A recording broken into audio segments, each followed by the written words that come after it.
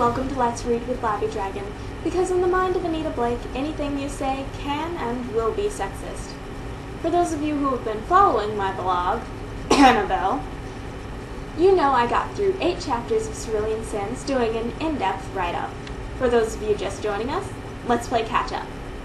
Cerulean Sins is the 11th book in the Anita Blake Vampire Hunter series written by Laurel K. Hamilton, or LKH as parts of the internet like to refer to her. This is actually the book that comes directly after what most people who were or are fans of the series consider the point at which the series turned from guilty pleasure to unbearably awful.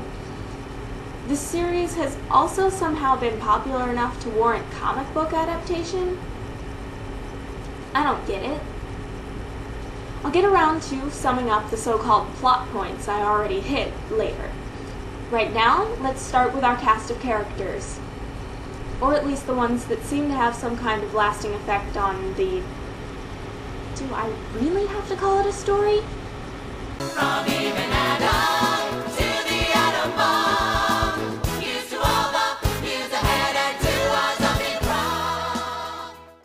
Let's start with our unlovable lead, Anita Blake herself. Anita is also our first-person narrator and queen of the way off inner monologue. The theory I favor is that she just sits there looking puzzled as she inner monologues, which is actually supported in chapter 37 when a character snaps her out of a trance after she'd been fairly uselessly monologuing. At one point, she even talks about the fast food places around an intersection, and then the quality of her moisturizing lipstick. Anita is apparently a badass vampire executioner who was grandfathered into being a federal marshal and has special snowflake zombie raising skills. Mostly, she comes across as a waffle from page 1. She seems to have difficulty making up her mind in any situation. She also seems to have a problem telling the difference between things with vague similarities. I don't know what the difference between sleep and death is, but you know instantly when you move even an arm whether it's death or whether it's sleep. I don't know what the difference between natural caves and man-made ones is, but the air feels different. It just does. Yes, Anita, I think the difference is that one was made by man. Anita also likes to go on extensively about people's appearances every time they walk into a room. Yes, we know the vampires are pretty. Stop now. Moving on to the real show, her love life, it's important to understand that Anita has been given a phlebotomy that it gives her an excuse to have a lot of sex. This phlebotomy goes by the name of the Ardor. It's a vampire power inherited from her boyfriend Jean-Claude's marks. It means she has to feed on lust twice a day. Accordingly, she's been developing a harem, though in this book she's still trying to be a prude, without success. By the end of the book, she's got 4 people she has sex with, and one poor man she just fondles. Next, I'll mention Richard, though his actual role is negligible. He's Anita's ex-main squeeze, and he broke up with her when he couldn't handle her relationship with Jean-Claude. He's the leader of the werewolf pack in the city, in which Anita has some vaguely important, yet seemingly ignored role. His entire purpose in the novel is to be angsty, almost die, almost screw some shit up, and provide Anita with angst about their relationship. I've mentioned Jean-Claude a couple of times already, so I'll go ahead and explain. Jean-Claude is the master vampire of the city of St. Louis. At some point, he made Anita his human servant, apparently done through a series of marks which allows them to share power, like how Anita has access to some of Jean-Claude's memories, though mostly ones about sex, mostly concerning his history with the next character, Asher. Asher is the second OMG so pretty vampire. 600 years ago, he and Jean-Claude had a nice little threesome with Asher's human servant. However, there came a time when they burned the human servant at the stake and scarred half of Asher's body with holy water. all of which Jean-Claude arrived too late to prevent and caused much angst for the vampires over the past few centuries. It also seems that Asher initially arrived in the city to take his revenge on Jean-Claude, but Jean-Claude told him some truth which I can't be arsed to find out on the internet, and now they're friends again. In another corner of Anita's closet, we have Mika. He's the one she calls her boyfriend. He's also a wereleopard. Oh, and by the way, Anita's apparently queen of the local pard. Yeah, apparently the grouping term for wereleopards is pard. No, I don't think it's actually a word, but I could hardly care less, because to me, the only thing Anita is queen of is the waffles. Mika really gets the short end of the stick in this novel. Damien, the third, though slightly less pretty, vampire, has somehow been special snowflaked into being Anita's servant. They're not really sure how she did this, except that she's a necromancer, so that was probably it. When he touches her, it calms her down, and that's pretty much all he does. Two other characters who serve as a blip on Anita's road to a happy harem are Lieutenant Dolph and Detective Zabrowski. Dolph's entire purpose is to be racist against shapeshifters and go into a rage over the fact that his son is becoming a vampire. Zabrowski is just the same one who takes over after Dolph has his tantrum. The last of our so-called good guys is Jason. He's a werewolf and a stripper. Please, never let the Twilight fangirls hear of this. There's too much fanfiction already. Jason is Jean-Claude's pomme de sang, pretty much his favorite treat. Oh, and he wants to screw Anita really bad. And I guess he's supposed to be pretty. Finally, we have our two villain lineup. First is Musette, a really nasty vampire sent as a pretty literal proxy for our real villain, Belmort. Belmort is the ancient head of Jean-Claude Nasher's vampire line. Why is she antagonizing Jean-Claude and everyone close to him? Apparently she's really pissed off she lost some power over them, and that he'd rather have relations with Anita than her. As if any of that could have possibly made any sense, let's move on.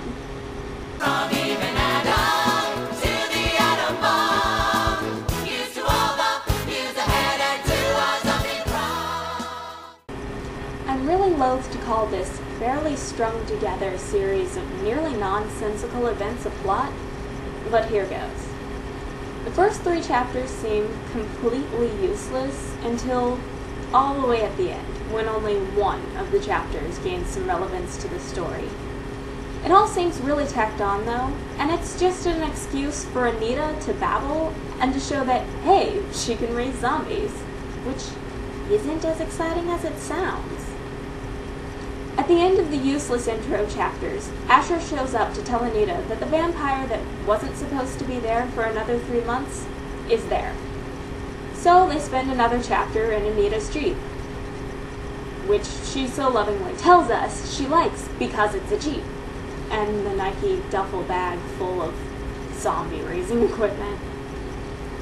Well, Asher tries to explain to her the morality behind vampire semi-feudal politics. Anita never does get it. Then they spend another chapter in a parking lot, and that's the really abbreviated version. Blah blah blah, there's tons of tension with Musette. After she gives them some paintings that are meant to upset Asher, she demands her guest gifts. She gets Asher, and she gets to play with him by stabbing him repeatedly.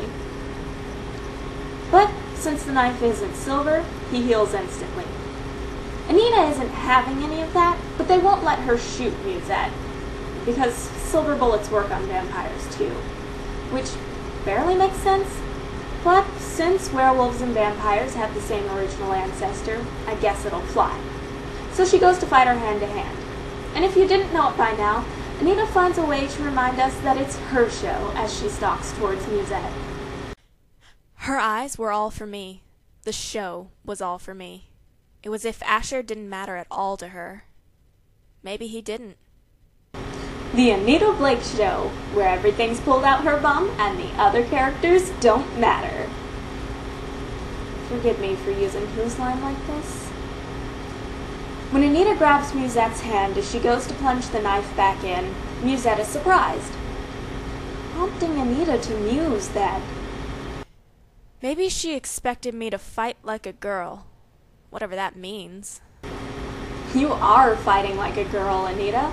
A man so would have taken that knife to the gut by now. Anita wrestles Musette to the ground, at the same time turning the knife against her.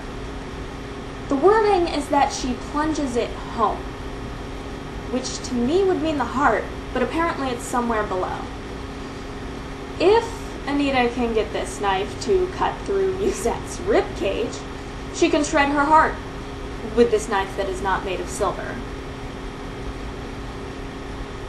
On top of being associated with the werewolves and leopards, the were-hyenas show up to Anita's rescue too.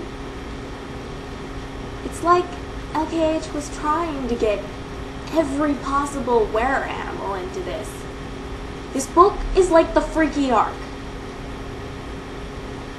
Belmort possesses Musette and pretty much just bitches at Jean-Claude and Asher, but does also show that she's quite a bit stronger than Anita. She's also 16 on the inside, because sex equals love. During all of that, Anita gives us a nice description of the basic fight-or-flight instinct. It was hard to think, hard not to either run away or try to kill her. If I can't run away from my fears, I have a tendency to try to kill them. Thanks, we really needed all of that. When she decides to describe the 2 child vampires Musette has brought with her, Anita seems to get really confused. She describes the male as a young 12 or an old 10. So, 11? They put Musette and her crew under guard and send them to their rooms. Then we get a nice, useless description of Jean-Claude's bed. A lot of pointless talking ensues until we find out that Anita has to feed the Ardor and that she's inviting Asher into bed with Jean-Claude and herself because screwing him is the only way to save him from Musette. Ignoring the resultant waffle fest, except to mention this flagrant omission of grammar. She was a very enterprising woman, was the Duchess Vicomte. And that Anita bitches about how the vampires never slide off the bed while wearing silk.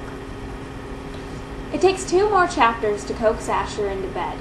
I'm not going into detail, you pervert, but what happens is distinctly unsexy, and ends with Anita sandwiched between the 2 vampires as they die at sunrise, and having lost too much blood to still retain the strength to free herself. I'm sickly amused by this.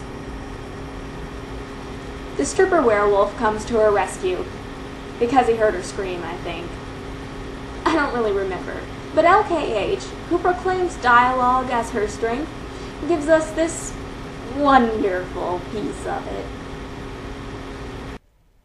Did I just say non instead of no? Yep, he said. Shit, I said.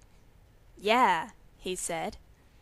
After ignoring the fact that she's bleeding, just so she can stare at the pretty vampires a little bit longer, and babbling on her blood loss high, Jason finally gets her into the bathroom to clean her off. She passes out, but Jason is in the tub with her, so unfortunately, she won't drown. When she wakes up, she has a flashback. Triggered on memory alone. Which, because of Jean-Claude's memories, she knows happens to everyone Asher bites. If you're wondering what this has to do with the plot, well, so am I still. But this, and the following meaningless conversation with Jason, were apparently important enough to make it into the book. Jason tells Anita that the were-leopard she's been using to feed the Ardor every day can't handle the pace, and that she needs a new stallion in her stable. He also lets us know that shapeshifters can punch their fingers through a person's chest. Alrighty then. Anita gets called into a crime scene, and Jason has to drive her since Asher's bite made her incredibly sick. At the site, we get this description of a wholly unimportant character. A big statey, with shoulders wider than either of us was tall. Yeah, I don't think there's really anyone that's 5 or more feet wide. At this scene, there's a man nailed to the wall, and Anita thinks it's strange that it wasn't done crucifixion style. We get some of her special snowflake background as she tells us that she studied runes, and then she tells the police that the runes on the wall were written in textbook order. But guess what? There's already a detective who's a witch who told them that. Dolph just didn't trust her, apparently. Although later we see that it's Anita who he really doesn't trust. So I haven't a clue why he called her in to check the witch's work. As an added bonus, Tammy, the witch on the force, is a Christian witch. Wonder if anyone ever told her what's off with that picture? Angry about being called in to check Tammy's work, Anita has to be convinced to go to the next scene. On the way there, she notes There were medium-sized trees in the yards, which meant the area was over 10 years old. It takes time to grow trees. Really? That knowledge is surprisingly, shockingly uncommon. You can always tell print, because they have the still cameras and no microphones. Yeah, this happens only 7 lines of dialogue and 1 minor paragraph after the last time we were treated like idiots. They make it past the media and into the house. The murder is apparently upstairs, but Jason can smell it. And after having it pointed out to her, Anita can too, using her, I guess, faux beast, because she claims not to have one, and yet has one. Dolph finally shows up on the scene while Anita is teaching Jason to put on gloves. Yes, this full-grown werewolf can't seem to put on gloves right. It doesn't matter anyway, since the second Dolph sees Jason, he flips his lid. Dolph and Anita have a repetitive argument that makes me want to punch them both in the face, until Dolph violently drags Anita up the stairs to show her why he doesn't want a werewolf anywhere near the scene.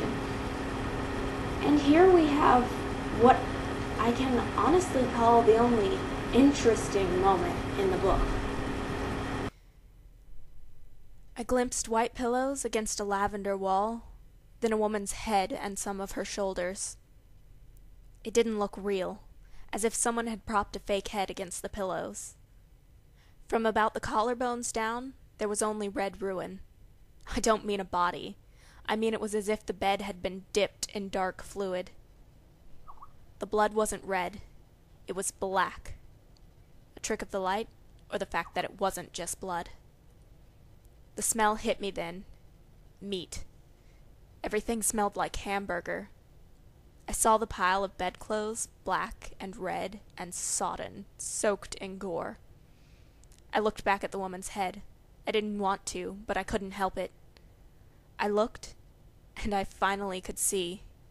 It was all that was left of an adult woman. It was as if she'd exploded with her head on the pillows and her body everywhere. And Johnny, can he come back to school? Oh, well, of course he can. Now what's everybody standing around for? After all, this is a